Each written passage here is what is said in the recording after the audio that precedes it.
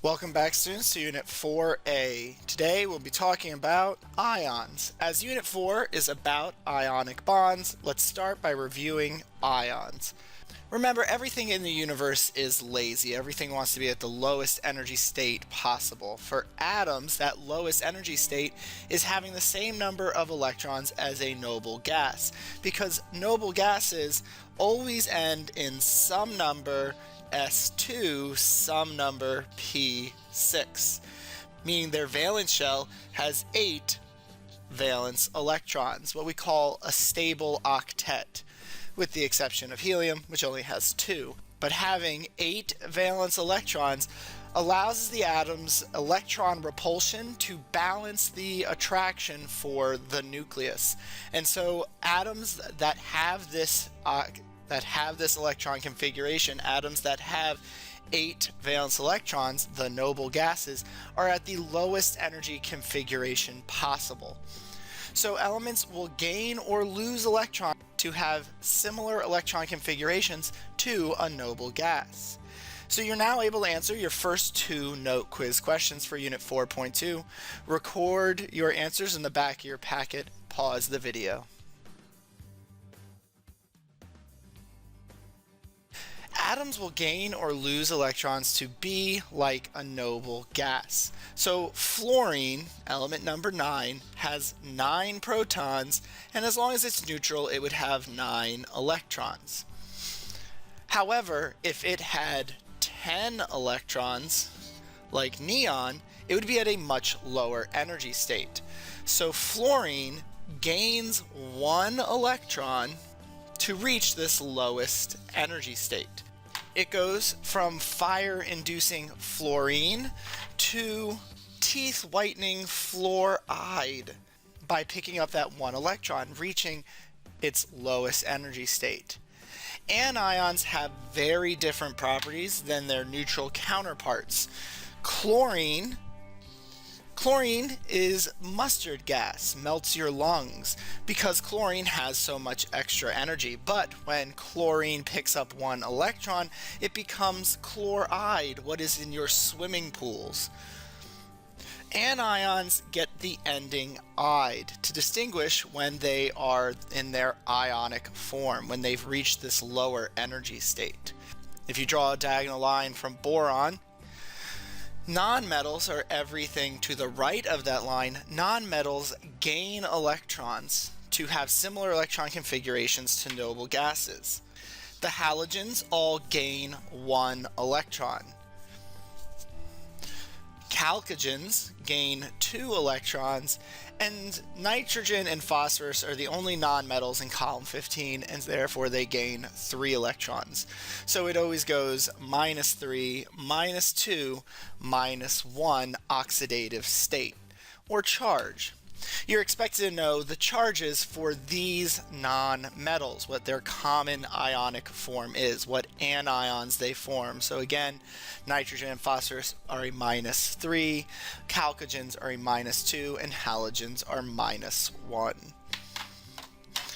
Drawing that diagonal line from boron again, everything to the left of that line is a metal. Metals have extra electrons, so they will lose those electrons to form cations. Potassium, element number 19, has 19 protons, and if it's neutral, it means it has 19 electrons, so it has no charge. But that is a higher energy state for potassium. Potassium would be at its lowest energy state if it were like argon, with 18 electrons. So potassium will lose 1 electron, giving it a +1 charge. In fact, every alkaline metal will form a +1 oxidative state, losing 1 electron to form a +1 cation. Alkaline earth metals have 2 more electrons than a noble gas, so alkaline earth metals form a +2 oxidative state, or charge. The transition metals, however, are a bit of a hodgepodge mess, since they have d incomplete d orbitals, they can take electrons from their s orbital and put them in their d orbital. They can remove electrons from their d orbitals and s orbitals.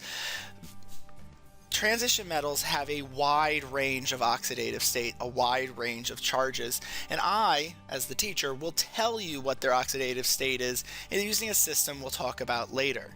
However, there are 3 transition metals that I am going to expect you to know the oxidation state for, and they are silver, zinc, and aluminum. You're expected to know that these make a stair step, that silver is always +1, zinc is always +2, and aluminum always forms a +3 oxidative state. So in terms of what you are responsible for knowing, you're responsible for knowing that the periodic table's most common ions are alkaline metals are a +1, alkaline earth metals are a +2, silver, zinc, and aluminum form a stair step of +1, +2, and +3, and then going from the non-metals, halides are a -1, chalcogens are a -2, and nitrogen and phosphorus are a -3. You are expected to know those charges. So towards that end, you can answer the next 6 note quiz questions. You are also able to do page 8 and 9 in your packet. Please pause the video and do page 8 and 9.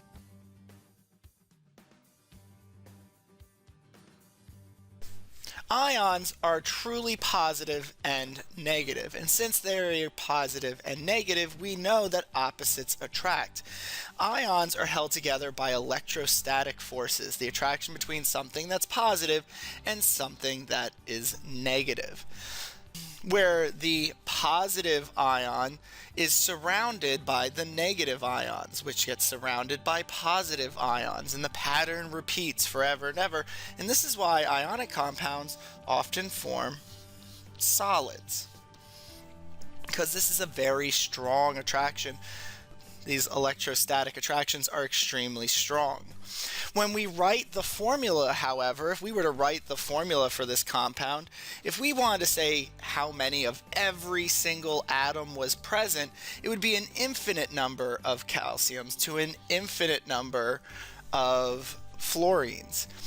But that wouldn't work out because calcium is a +1 oxidative state and fluorine's a -1, and atoms form bonds to reach their lowest energy state or to be neutral.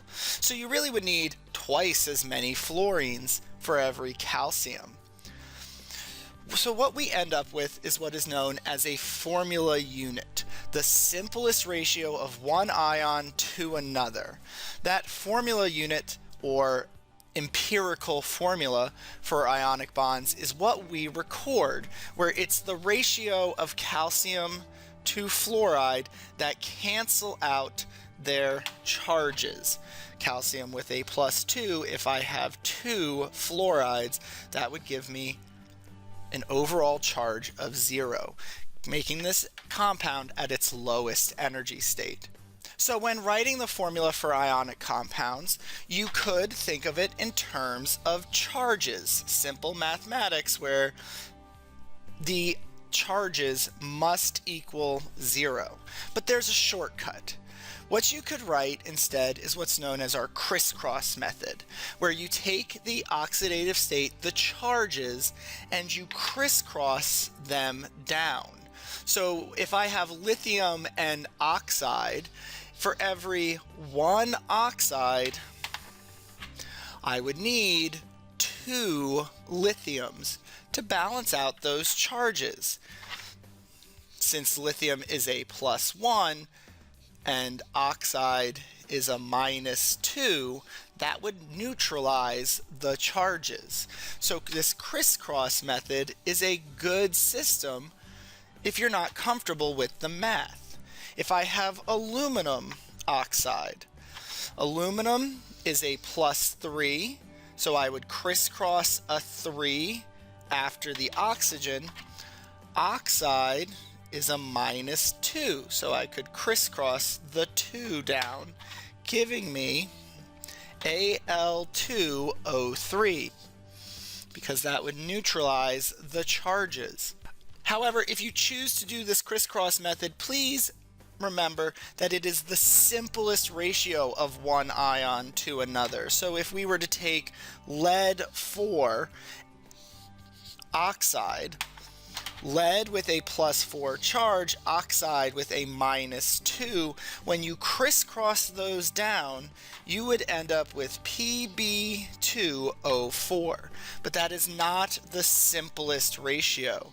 You would have to simplify 2 to 4 down to 1 to 2, which is how we get the formula for lead 4 oxide. You will notice in each one of these examples, the cation came first.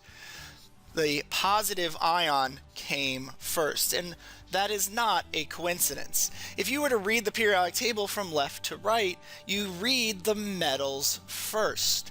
When we write ionic compounds, we always write the cation first because formulas are always written in increasing electronegativity. Oxygen is more electronegative than lithium, so oxygen comes first. Again, your periodic table will help you remember this. You write ionic compounds in the order that you read the elements off the periodic table. While that's not chemically factual, it is a good cheating system to remember that the cations will always come first. Whatever you read first off the periodic table is what you will write first in the formula because it will be the least electronegative. So for example, one in your packet, we're asked to write the formula for each pair of ions. So we have copper 2 and chloride. We will crisscross the 2 and the -1 down to give us copper 1, chloride 2, because that will neutralize our charges. For nickel 4 and seleniide, we'll write nickel first as it is the cation, and we will crisscross our charges down. So for every 4 selenides, we would need 2 nickels. But 2 to 4 is not the simplest ratio. Remember, you must simplify the ratio. 2 to 4, we could simplify down to 1 to 2. So we would end up with a formula of Ni1Se2 for nickel 4 seleniide. For sodium sulfide, we'll crisscross down the 2 and we'll crisscross down the 1, giving us Na1S2 for sodium sulfide. In example D, we have what's known as a polyatomic ion. Polyatomic ions are groups of atoms that together have extra electrons or are short electrons, thus having a charge. Nitrogen with 3 oxygens with an extra electron is known as nitrate. For this course, there are 18 polyatomic ions you must know, and you have to have them memorized. They are on page 7 of your packet. These are important because they show up throughout the remainder of the year. In Unit 7, you will need to know your polyatomic ions in order to write chemical formulas. In Unit 9, you will need to know polyatomic ions in order to name acids. And when we get to oxidation states, going over electrochemistry, you need to know the charges of ionic compounds in order to assign oxidation states to the elements that make them up. So these are critically important that you know. So much so that next class you will have a quiz where I will give you the name of the polyatomic ion and expect you to write the formula. Or I will give you the formula and expect you to tell me what that polyatomic ion is. And unlike my usual quizzes, this quiz will be an all or nothing, meaning you have 10 questions, you must get all 10 right in order to get 100. When using polyatomic ions, that group of atoms is what has the oxidation state of -1. So you need the group So you need the group of them in order to balance your charge. You cannot separate them. So for gold 3 nitrate, nitrate together has a -1 charge. So I'm going to see nitrate as its own thing. And when it pairs with gold, I'll crisscross those numbers down. The +3 for gold comes down. The 1 for nitrate comes down. I would need 1 gold for every 3 nitrates. You put the polyatomic ion in parentheses to state that you need more than one of them. So again, polyatomic ions you treat as any other element. It's just a group of them. If you need more than one, you put them in parentheses.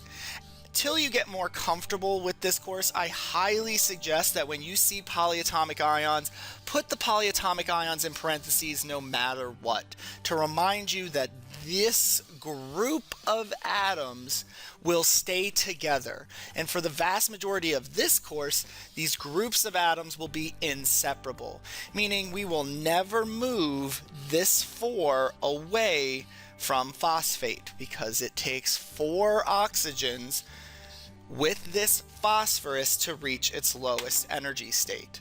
So with that, you are able to answer your last 2 note quiz questions, as well as do page 10 in the packet. On page 10, they give you anions and cations and expect you to pair them up appropriately, balancing their charges to neutralize the compound. I will see you next time when we talk about ionic nomenclature.